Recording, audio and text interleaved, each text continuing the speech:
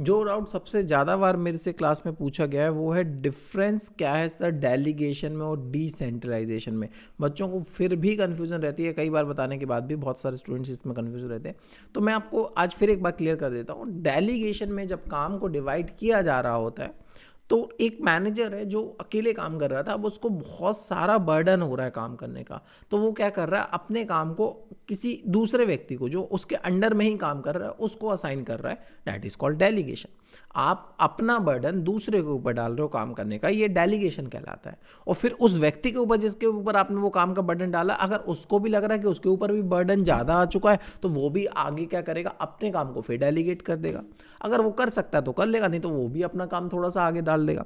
और फिर जो आगे उसके आगे व्यक्ति है उसको भी लग सकता है कि मेरे ऊपर भी बर्डन हो रहा है, तो वो भी अपना काम अपने सबऑर्डिनेट के ऊपर ट्रांसफर कर सकता है। तो जब भी सुपीरियर अपना काम अपने सबऑर्डिनेट के ऊपर ट्रांसफर करता है तो इसको हम लोग डेलीगेशन की प्रोसेस बोलते हैं। और डिसेंट्रलाइजेशन क्या होता है, जब पूरी ऑर्गेनाइजेशन में टॉप लेवल पहले से ही डिसाइड करके रखता है कि ऑर्गेनाइजेशन में जितने भी लेवल्स हैं, हर एक लेवल के पास अपने तरीके से अपना काम करने की अथॉरिटी होनी चाहिए, अपने तरीके से अपने काम को करने की परमिशन होनी चाहिए, तो वो कहलाता है डिसेंट्रलाइजेशन।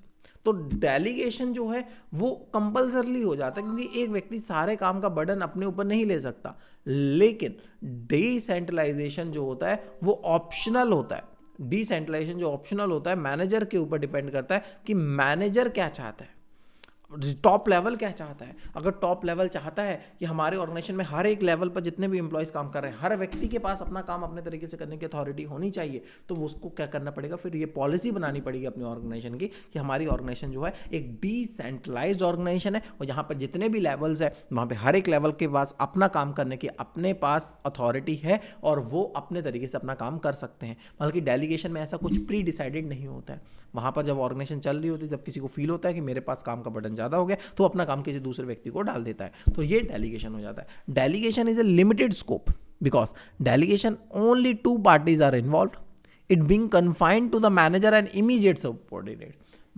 डेलीगेशन में क्या होगा, सिर्फ 2 ही पार्टीज इन्वॉल्व है, मैं और मेरा सबऑर्डिनेट, या फिर वो और उसका सबऑर्डिनेट, सिर्फ 2 ही पार्टीज इन्वॉल्व होती है डेलीगेशन के अंदर, इसलिए इसका पार्ट लिमिटेड है। बल्कि डिसेंट्रलाइजेशन एक लार्ज और वाइड स्कोप है जिसमें हर एक लेवल इन्वॉल्व होता है, जिसमें हर एक एम्प्लॉय को इन्वॉल्व किया जाता है ऑर्गेनाइजेशन में अथॉरिटीज को डिस्ट्रीब्यूट करने के लिए। Significance, delegation is important function but it is the routine function of the manager. Decentralization is more significant because it is one time decision and it is the policy matter. ध्यान रखिएगा, delegation जो है वो important function है, लेकिन वो एक routine activity है मैनेजर्स की। मैनेजर्स को डेली अपना काम अपने एम्प्लॉयज़ के ऊपर डालना ही पड़ेगा, वो सारा काम खुद तो कर ही नहीं पाएंगे। लेकिन जो डिसेंट्रलाइजेशन है वो वन टाइम पॉलिसी है, एक बार डिसाइड कर लिया कि हमारी ऑर्गेनाइजेशन जो रहेगी वो डिसेंट्रलाइज लेवल पर रहेगी, तो हमेशा ही आप उसको चलाते रहोगे।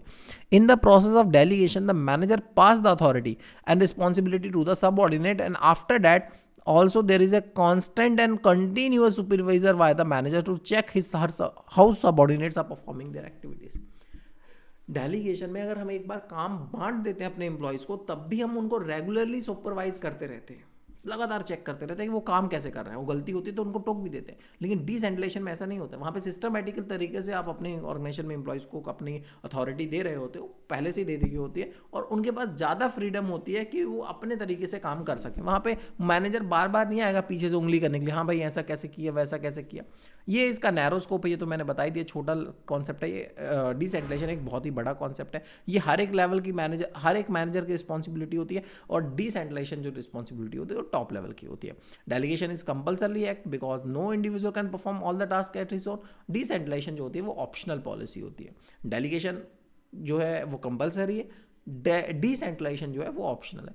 ये मैनेजर का बर्डन रिड्यूस करता है। डेलीगेशन से क्या होता है, हमारा बर्डन रिड्यूस हो जाता है, लेकिन डिसेंट्रलाइजेशन से हम अपने सबऑर्डिनेट्स को फ्यूचर के लिए प्रिपेयर कर रहे होते हैं, ताकि उनको आगे में हम फ्यूचर में मैनेजर बनाने के लायक बना सके। हम उनको ज़्यादा ऑटोनॉमी देते हैं ताकि वो और डेवलप हो सके। यहाँ पे हम अपना डेलीगेशन में अपना काम कम करने के लिए अपना काम दूसरों को दे रहे होते हैं, डिसेंट्रलाइजेशन में हम दूसरों को और रिस्पॉन्सिबल बनाने के लिए ये काम कर रहे होते हैं।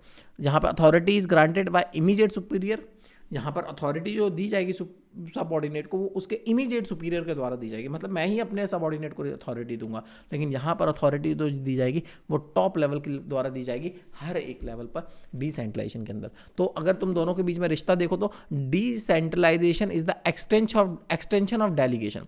मतलब अगर आप दो लोगों में काम, इस डायरेक्टर ने अपना काम प्रोडक्शन हेड को दे दिया, प्रोडक्शन हेड ने अपना काम मार्केटिंग प्रोडक्शन मैनेजर को दे दिया, प्रोडक्शन मैनेजर ने सुपरवाइजर को, सुपरवाइजर ने फोरमैन को, फोरमैन ने मशीन ऑपरेटर को, तो ये क्या हो रहा है, ये डेलीगेशन हो रहा है। लेकिन एक साथ अगर पूरी ऑर्गेनाइजेशन में सब लोगों को काम देने का काम, मतलब इस तरह से अथॉरिटी बांटने का काम डायरेक्टर ने किया होता, तो ये सब क्या हो जाता, ये डिसेंट्रलाइजेशन कहला जाता। तो डेलीगेशन ही में हम एक हिसाब से डिसेंट्रलाइजेशन ही कर रहे होते हैं, लेकिन डेलीगेशन की अगली स्टेज जो होती है वो डिसेंट्रलाइजेशन होती है। डेलीगेशन तो जो है वो ऑप्शनल है, और सॉरी डेलीगेशन जो है वो कंपलसरी है, बट डिसेंट्रलाइजेशन जो है वो आपके ऊपर है। आप करना चाहो अपनी ऑर्गेनाइजेशन को डिसेंट्रलाइज तो कर सकते हो, नहीं करना चाहो तो नहीं कर सकते हो। फ्योल का प्रिंसिपल भी है centralization and decentralization.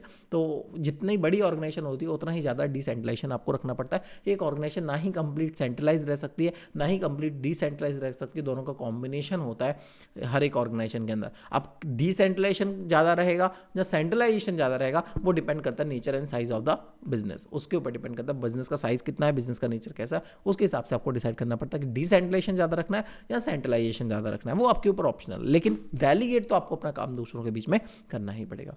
I hope आपको ये वाला डाउट भी क्लियर हो गया होगा।